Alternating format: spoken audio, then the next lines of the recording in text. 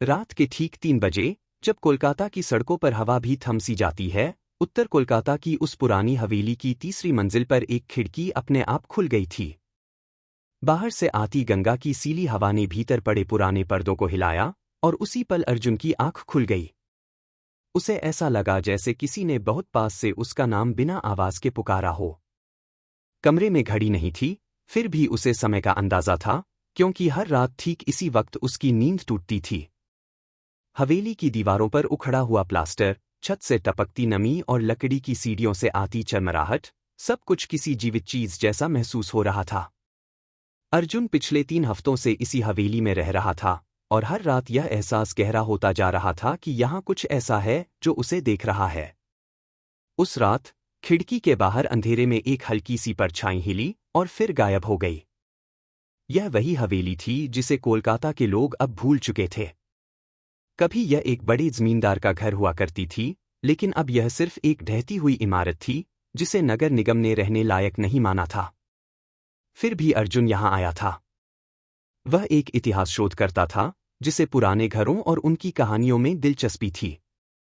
उसे लगा था कि यह जगह सिर्फ डरावनी कहानियों से भरी होगी, असलियत में कुछ नहीं। पहले हफ्ते सब सामान्य रहा।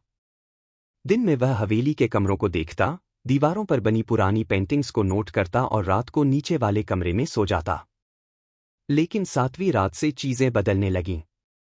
हर रात 3 बजे वही एहसास, वही ठंडी हवा और वही अनदेखी मौजूदगी।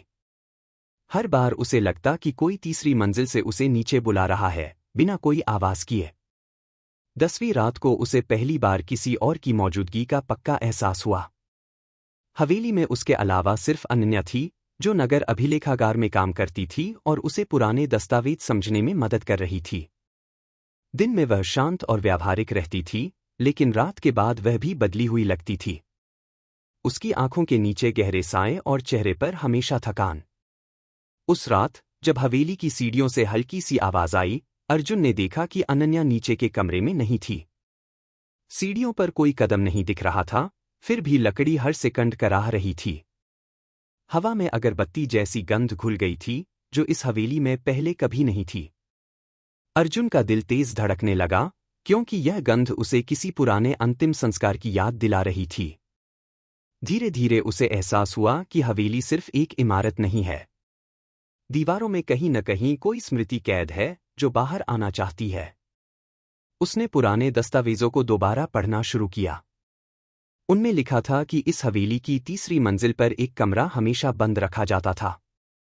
कारण कभी साफ नहीं लिखा गया, सिर्फ इतना कि वहां समय रुक गया था। 11वीं रात को ठीक 3 बजे अर्जुन अपने आप तीसरी मंजिल की सीढ़ियों की ओर बढ़ गया। उसे पता भी नहीं चला कि वह कब उठ खड़ा हुआ। सीढ़ियां पहले से ज्यादा ठंडी थीं और हर कदम के साथ हवा भारी होती जा रही थी। ऊपर पहुंचते ही उसने देखा कि वह बंद कमरा खुला हुआ था। अंदर से हल्की पीली रोशनी आ रही थी, जैसे कोई पुराना लालटेन जल रहा हो। कमरे के भीतर की दीवारें बाकी हवेली से अलग थीं।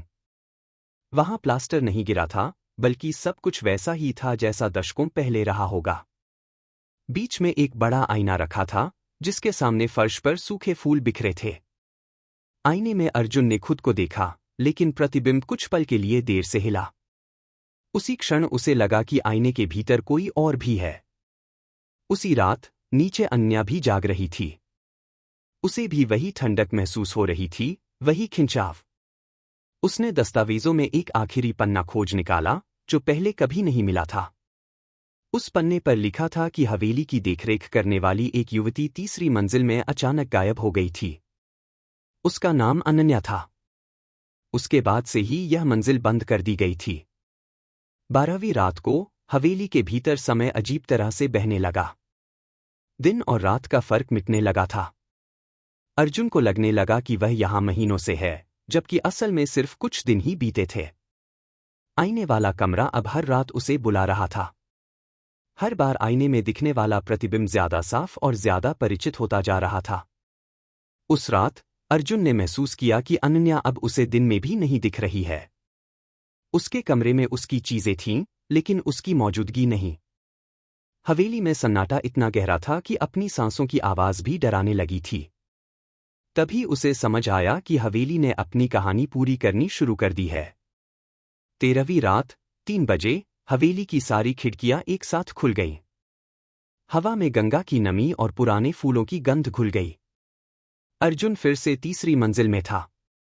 आईने के सामने खड़ा उसने देखा कि अब प्रतिबिंब पूरी तरह से किसी और का है।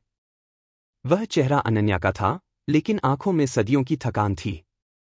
उसी पल उसे सच्चाई समझ में आ गई। वर्तमान की अनन्या और दस्तावेजों में लिखी अनन्या एक ही स्मृति का हिस्सा थी। हवेली ने उसे दोबारा रचा था ताकि कोई बाहर वाला उसकी कहानी सुन सके। अर्जुन को एहसास हुआ कि वह सिर्फ गवाह नहीं है, बल्कि अगला हिस्सा है। अचानक हवेली में सब कुछ शांत हो गया। हवा रुक गई, आवाजें थम गईं। सुबह जब नगर निगम की टीम वहां पहुंची, तो हवेली पूरी तरह खाली थी। अंदर कोई सामान नहीं, कोई कागज नहीं और न ही किसी के रहने के निशान।